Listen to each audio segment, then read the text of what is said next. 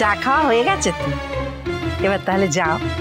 হ্যাঁ, আমরা আসলে একটু বিপদে পড়েছি তো, তা নিজেরা যখন বিপদে পড়েছি নিজেদের মধ্যে একটু কথাবার্তা বলে কিভাবে বিপদ কাটবে সেগুলো করি, তাই না?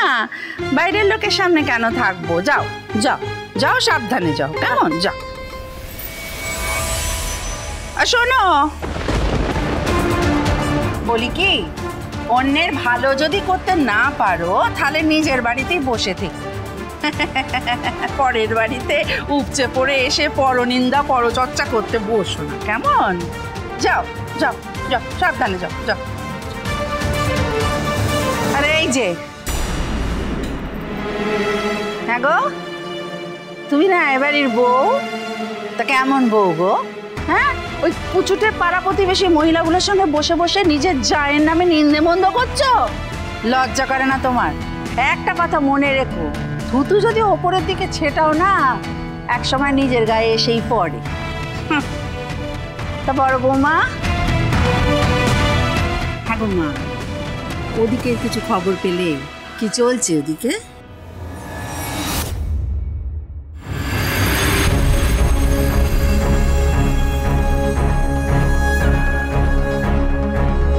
আমি জানি আমি যেটা করছি সেটা ঠিক না।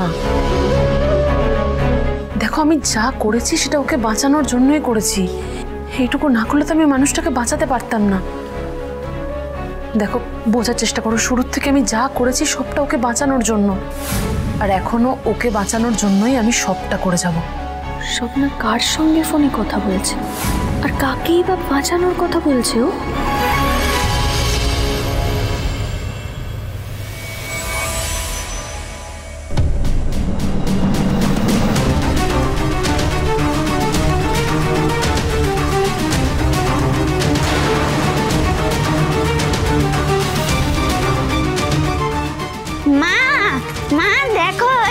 মুখোশওয়ালা এসছে, ওই মুখোশটা কিনে দেবে?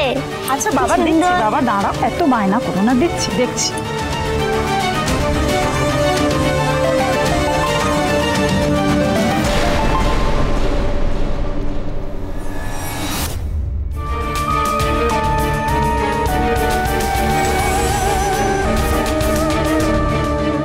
আমি এখানে দাঁড়িয়ে আছো, কোটে এয়ারিং শুরু হয়ে গেছে? হ্যাঁ, যাচ্ছি।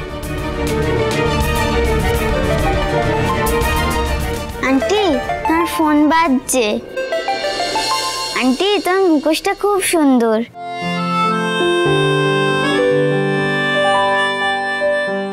তুমি নেবে এটা? এনো। Thank you aunty.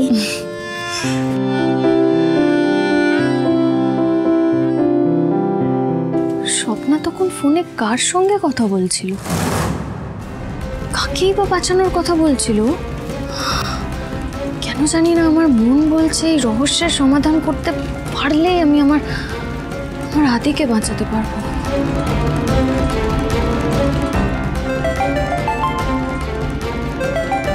ফোন বাজছিল তখন, দেখি কে ফোন করেছে।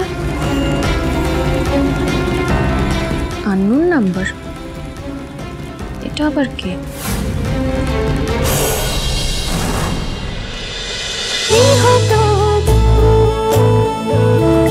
গৃহপ্রবেশ সোম থেকে রবি রাত 10টায় স্টার জলসায় জিও হটস্টারে।